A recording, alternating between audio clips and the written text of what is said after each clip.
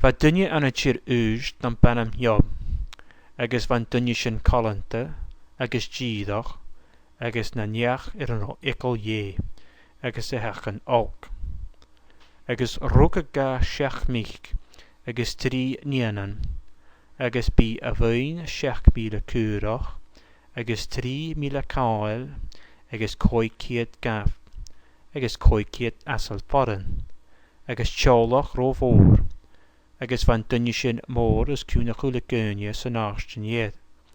Agus hai a bhích, agus rainet cudam ag an tai, gach féad ar a lá héin, agus chudad fis, agus chugad cuda gan 3 fericah, a dhíchig agus a gála mailerua. Agus an nuair a hai láin na cudama mun cúst, chud Iob fisora, agus nuvichead, agus dhédichi moch sa vatin, agus dhích bere líburs lochtje a réad an adavúla. Ád chust Iob, hecaf gun de fechci mo vich, agus gun do valichad gia nan cria. Mar sior an Iob gach lá. Anishe, va lá an tanig mich gu séisor an lá an tjearna, agus chanig mar an ketna Satan na misk, agus húst an tjearna rí Satan, kia as a haniku, agus rikker Satan an tjearna, agus húste, o imach mun cúst an talú, agus o hjól sias agus suaséad, agus húst an tjearna rí Satan, an tuku fanir mágloch Iob, nach neach an cosfullerish an talú, dunne colanta agus Chaidh vil ekel dhé, agus a seachnag uik. Agus rikker Satan an tjearna agus húste, an asci a ha ekel dhé Iob. Nach de guru garag mun cúst héin, agus mun cúst a hai, agus mun cúst gach ní a hicke gach túv. Opar a láv vianichu, agus gas a bhuin mór san tír. Ach churinis a macht o láv, agus ben rí gach ní a hicke, agus as an etna mialach ew. Agus hústin tjearna rí Satan, fioch, ha gach ní a hicke at laif, se a van héin nach cúrt o láv, agus chai Satan amach o láhar an tjearna. Agus va lá an ro a vich, agus a nían a gichig, agus a gá fianna, an an tai an brahar behinne.